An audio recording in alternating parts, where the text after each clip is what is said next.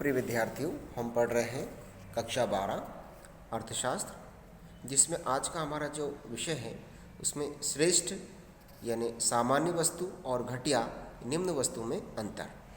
देखिए, हम सभी जानते हैं कि कुछ वस्तुएं ऐसी होती हैं जो हम अच्छी वस्तुओं की श्रेणी में उनको रखते हैं और कुछ वस्तुएं ऐसी होती हैं जिन्हें हम घटिया श्रेणी में रखते हैं, यानी निम्न क्वालिटी की वस्तुओं में रखते हैं। या जिसकी हमें आवश्यकता होती है वो मेरी श्रेष्ठ वस्तु, और जिसकी आवश्यकता नहीं होती है वो हमारे लिए निम्न वस्तु या घटिया वस्तु हो सकती है। तो इसमें देखिए, हम अंतर देख रहे हैं श्रेष्ठ वस्तु और घटिया वस्तु में। पहला पॉइंट है, इसमें आधार है आशय।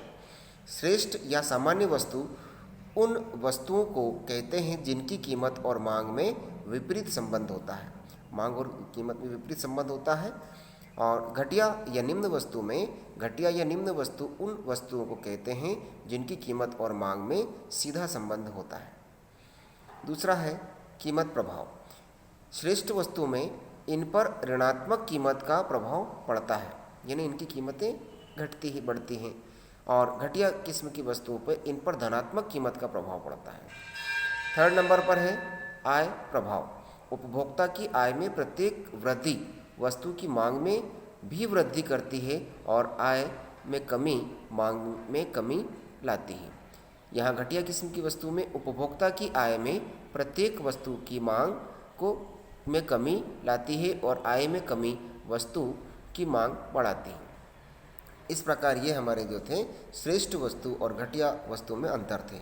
इनको आप लोग अपनी कॉपी में लिखेंगे। इसी के साथ यहाँ पर एक अंतर और है हमारा, जिसमें है स्थापन वस्तु यानी स्थानापन्न वस्तुएं एवं पूरक वस्तुओं में अंतर। तो यहाँ पहला पॉइंट है स्थानापन्न वस्तु के में अंतर में आशय। स्थानापन्न वस्तुएं वे वस्तुएं होती हैं जिनका प्रयोग किसी अन्य वस्तु के स्थान पर किया जा सकता है, जैसे चाय की जगह कॉफ़ी का उपयोग करना, इंक पेन की जगह जेल पेन का उपयोग करना या बॉल पेन का उपयोग करना।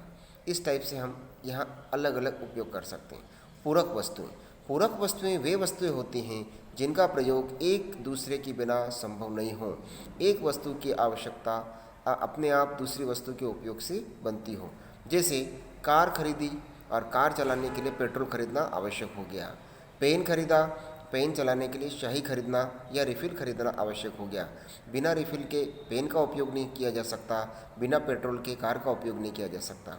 इसलिए यहाँ पर ये वस्तुएं पूरक वस्तुएं कहलाएंगी, जहाँ पर एक वस्तु के साथ दूसरी वस्तु की आवश्यकता अपने आप उत्पन्न हो जाती है, तो ऐसी वस्तुएं पूरक वस्तुएं कहलाती हैं। दूसरा अंतर का आधार है मांग का प्रकार। स्थानापन्न वस्तुओं में देखिए, स्थानापन्न वस्तुओं की मांग परस्पर प्रतियोगी होती है। प्रतियोगी मतलब एक दूसरे से कंपटीशन रहती है उनमें, आपस में उन वस्तुओं में भी किसी वस्तु के उपयोग करने से हमें कुछ अधिक संतुष्टि प्राप्त हो सकती है, मगर वही दूसरी वस्तु के उपयोग करने से हो सकता है कि कम संतुष्टि प्राप्त हो, या पहली वस्तु से कम संतुष्टि प्राप्त हो रही है और दूसरी वस्तु से अधिक संतुष्टि प्राप्त हो।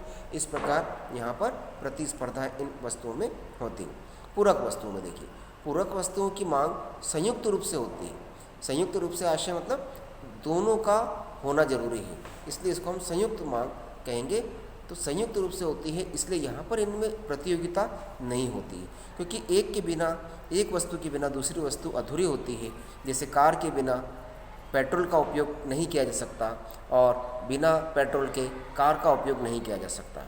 इस प्रकार यहाँ दोनों ही वस्तुएं जो हैं अलग अलग हैं। इस प्रकार स्थानापन्न वस्तुएं और पूरक वस्तुओं में ये अंतर दोनों अपनी कॉपियों में लिखें।